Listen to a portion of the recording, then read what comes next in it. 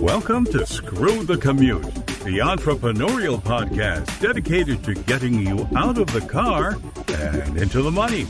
With your host, lifelong entrepreneur and multimillionaire, Tom Antion.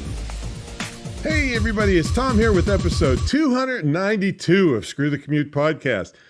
Today we're going to talk about making your hobbies and family interests legitimately tax deductible. How cool is that?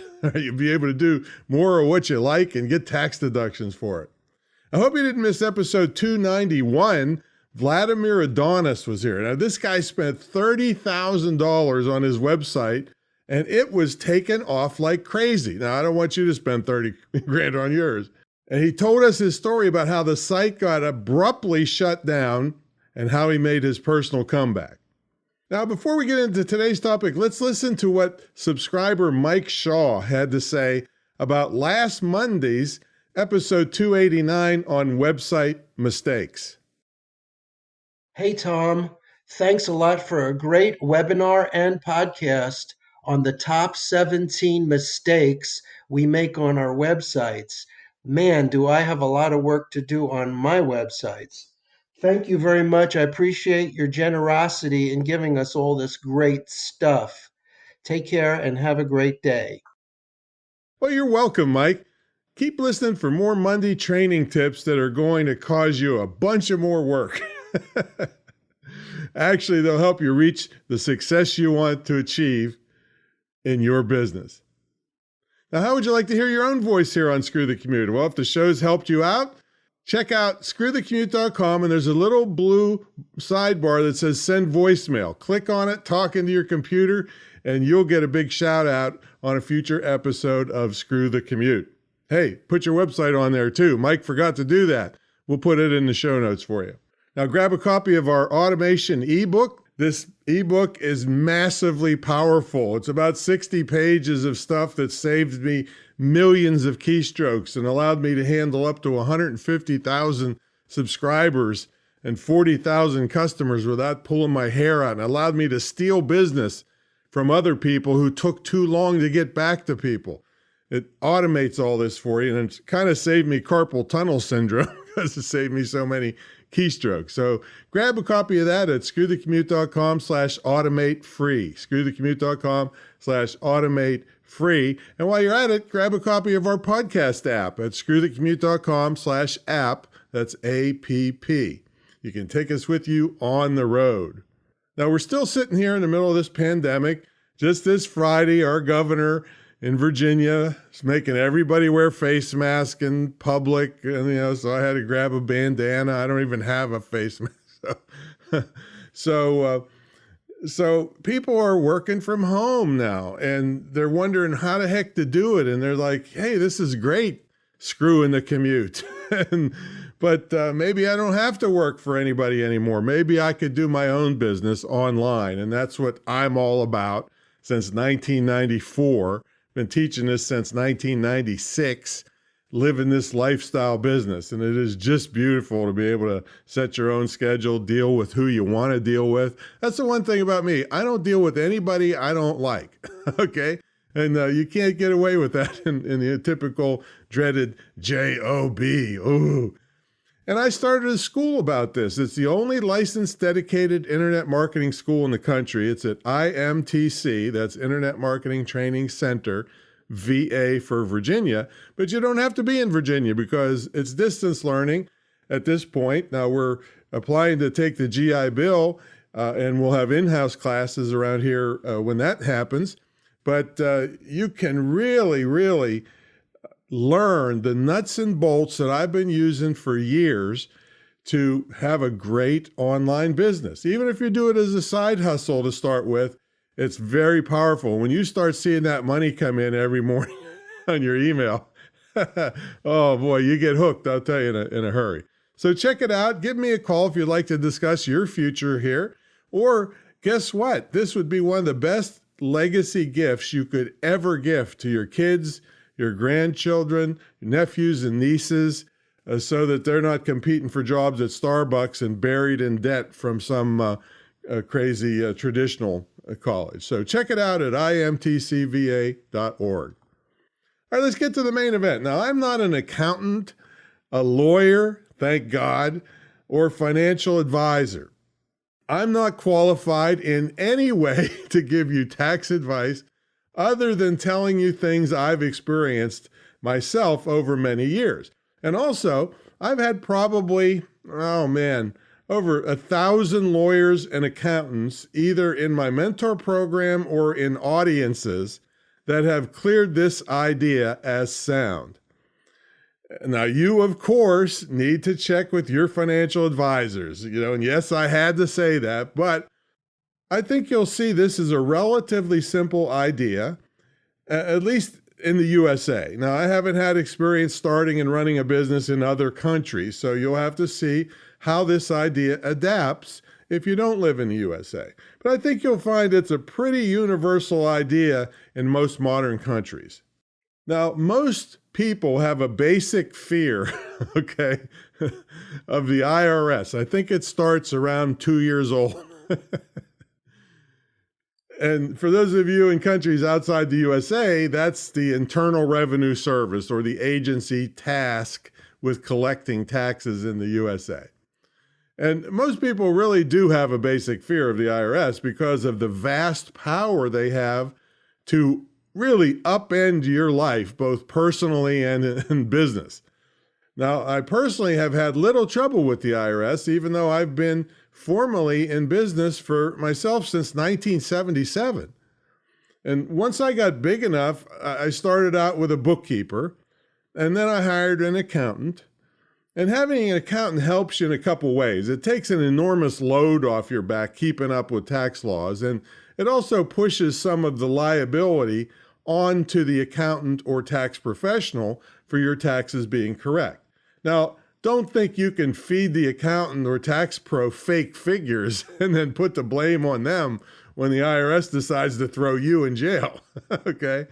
You deserve it for lying, and the tax pro doesn't deserve liability unless what you were doing was so outrageous that they should have questioned it. They should have been that experienced. All right, now back to the fear factor. The IRS has done a good job of putting the fear of God into the bulk of the population that dutifully goes to work, gets their taxes deducted before they even see the money, and they take home a much smaller paycheck than the value of the hours they work. That's kind of how it works in the working world. Now, true and savvy entrepreneurs think a little bit differently. True entrepreneurs think, how can I take full advantage of the laws the way they were written so that I pay the least taxes legally?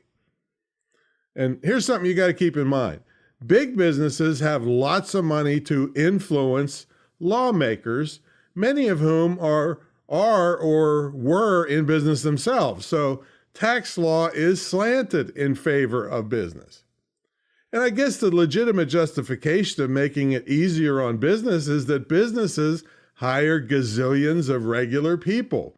And regular people who don't have their own business are the ones who, like I said, dutifully pay their full taxes. And the government gets more revenue, and the businesses generate all the worker bees who pay all those taxes. So, even if you are a worker bee now, it's not that hard to put your foot on the business side of the fence so that you can get some of these breaks like the people in business do. I think the biggest hurdle to most people is that pesky fear factor of doing something wrong to get the IRS after you. Now, even though that's a legitimate fear, there's only a tiny fraction of a chance that you would do something so grievously wrong that your consequences would be serious. I mean, unless you are an out-and-out ripoff, liar, and tax cheat, about the worst you would get for a mistake would be a fine and a penalty. If you're an honest person, the deck is stacked in your favor so that you can take advantage of all those benefits of being in business with very little chance you would have any trouble with the IRS. Now, having a side business, or the latest lingo is side hustle, can do wonders for your enjoyment of life, and it can have great financial benefits on the upside of bringing in money to you and your family. And that's what this episode is about, tax deductions. So now let's discuss what happens to the typical family or individual who does not start a side business. Now, just about everyone has some hobby or family interest they participate in. I don't care if it's from reading books to playing soccer or camping or golfing or even ballroom dancing. Just think of anything you or your family does for enjoyment. Even going to the movies whenever we're allowed to because of this pandemic we're in can be a tax deduction. Now, all the money spent on these activities gets you no tax deductions and no chance to actually profit from them. You simply take whatever money is left after paying tax on it and use it to pay for these activities. Now, let's just take camping, for example, and look at some of the expenses necessary to take a family of, let's say, 4 camping. Well, you got to have a vehicle large enough to fit all the gear and the family, or a separate vehicle just for camping. You got tents, cooking equipment, campground fees, fuel, vehicle maintenance, insurance, food, beverages, trailer hitches, bicycles, generators, lighting, bug spray, sleeping bags, portable showers, chairs, coolers, heaters, backpacks, toilets. You see what I mean, folks? Hiking boots, GPS units, and on and on and on. See, a real camper, which I am not, all right, would probably triple this list. Well, everything I put on this list, you must take money out of your pocket and pay for it. You get no credit except for the enjoyment of using the item. Now, don't you think the enjoyment would increase quite a bit if you were getting tax credit and additional income from buying and enjoying all that camping stuff? I think you would.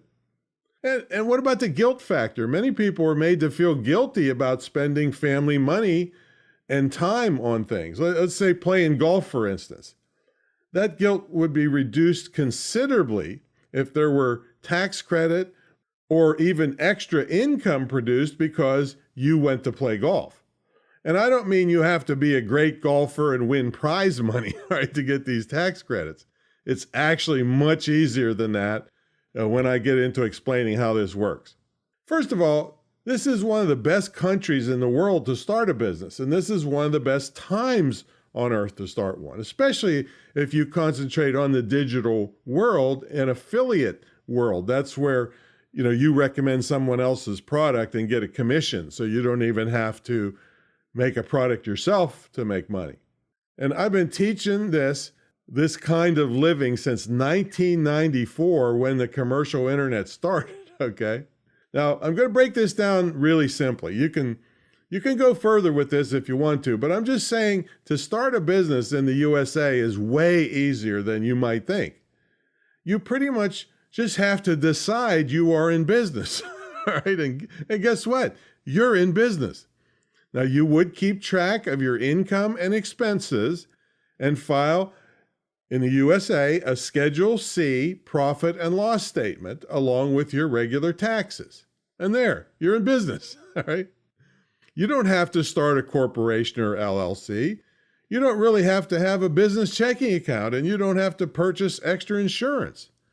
Now, you might want to look up your locality's website and see if you need a business license, which in most places is a few dollars to get started. Now, I'm not telling you to do this, but many people don't even bother with that in the beginning, all right? And I'm not telling you not to have an LLC, not to buy business insurance. I am not saying that. I'm just, it can be a good idea to do so. Your business advisor will help you make those decisions based on the type of business you start, how much money you have, all those details. But I'm just saying, you don't have to do any of those things to start. And those are the things that keep people from starting. Just keep track of your income and expenses. Of course, if you decided to start a landscaping business with mowers and weed eaters and potential to ruin someone's prized roses, then certainly get the appropriate insurance and licenses. I'm not encouraging that type of business anyway.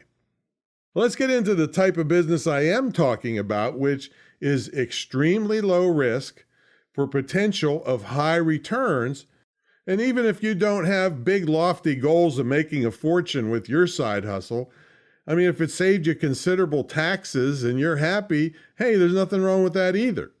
You and your family get to do the things you enjoy more with less guilt about spending family money on it. Oh, and one more benefit if you have kids.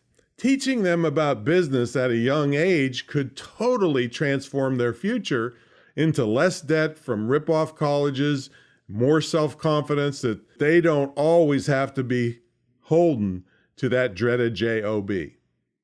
Okay, here's how the basic idea works. I think you'll be amazed at its simplicity and power. Now, you're going to put up a WordPress website or blog, which should only cost about $100 to do if you do it yourself. And I'm not an advocate of you spending thousands of dollars on a website. I mean, if you took one of my short courses on this, you could make a world-class website for about $100. I'll put the thing in the show notes about how to do it.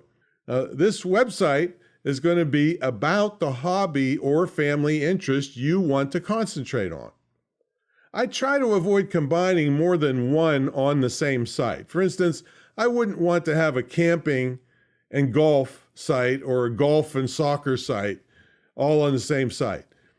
You could, however, have a family activity site and have a whole bunch of family activities on the site. But I don't want to really complicate things for you, though, to get started. So let's stick for now to one site for one hobby or family interest. Now, we can stick with the camping example. And remember, you are now in business, so you'll want to keep track of money you spent on the business. Your website's now up, and I don't want to confuse you anymore with this, but this can be done without a website at all. You could simply start a YouTube channel or a Facebook page where you drive people to buy an affiliate product. I mean, there's all kinds of ways to do this. But anyway, you'll do better, and in the long run, it'll be much better for you and more lucrative if you have a website. But you don't have to have one to start.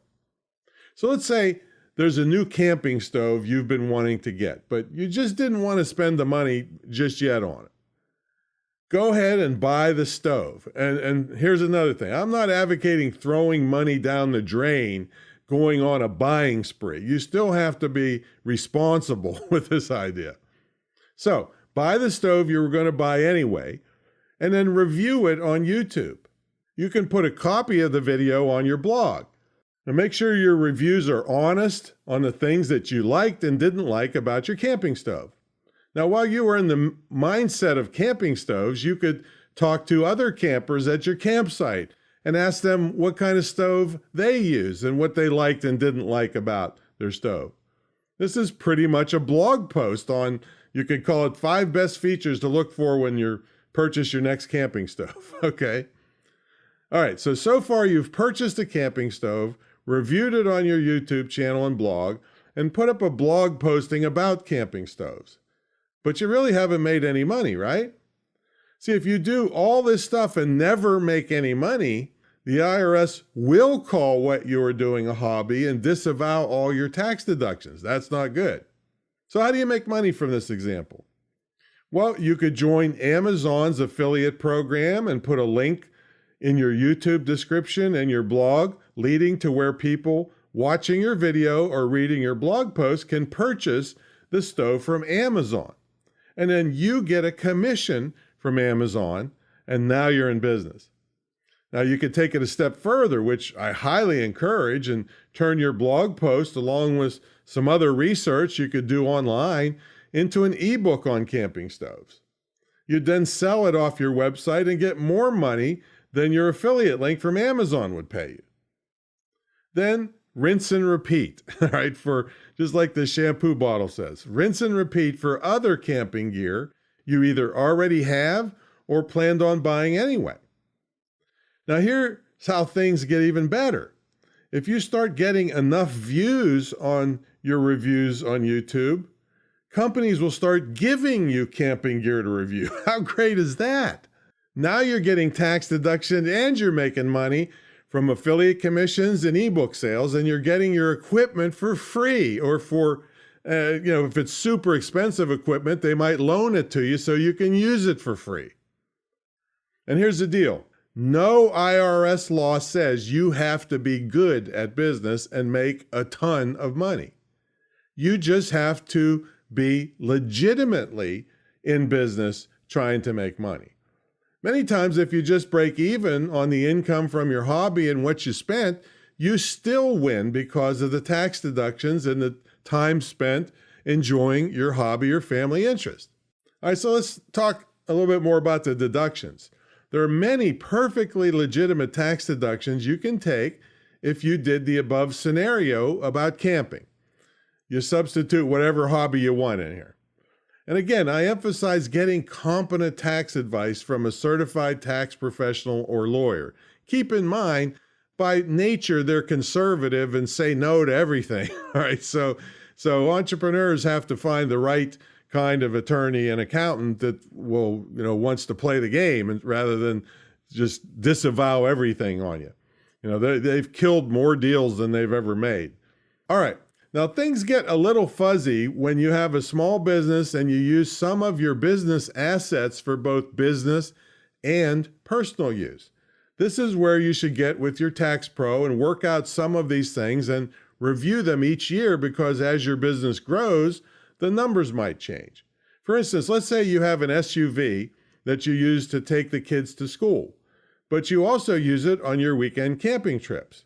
Well, a percentage of the expenses of operating that vehicle are for personal use, and a percentage are for your business. Maybe in the beginning, your tax pro tells you that 90% personal and 10% business is reasonable when it comes to taking deductions for your business. Some tax pros may have you actually calculate the mileage spent on personal as opposed to business. So now, instead of getting zero credit when you go camping, you get 10% of your vehicle expenses as a tax deduction. Of course, I'm simplifying this for you to get the idea across, but I think you can see 10% is better than nothing, all right? Maybe you increase your camping side hustle and the tax pro now thinks, 25% or even 50% is a reasonable split. Maybe you get a home office deduction for setting aside an area to do your business and store your camping stuff and write your ebooks and reviews and manage your website and YouTube channel. Maybe you hire a writer to write the reviews. Maybe you hire an editor to make your videos look better. You have website hosting and maintenance and office supplies and pencils and pens and tons of other things that can be used for more than one thing, but legitimately are also used in your business. Let's say you were reviewing prepackaged camping food. Well, you were going to buy food anyway, weren't you, for your camping trip? Now you either get it for free from a company that wants you to review their food, or you buy the food, review it, which makes it a legitimate tax deduction. You see how this works? You get legitimate tax deductions for things you were going to be purchasing and using anyway. All right, let's jump over to another topic, like maybe your kids are in soccer. Well, all the stuff you buy, soccer shoes, socks, shorts, shirts, soccer balls, goals, all that stuff, plus travel to practice and matches, all cost money. The clothing is the same as the camping equipment. Review it and eventually get it for free from other companies. The ebook could be interviewing the soccer coach and the parents. Maybe you call it the Parent's Guide to Helping Your Child Be Better at Soccer. Someone else gave you all the information for the ebook. You just wrote it up or had a freelancer write it up.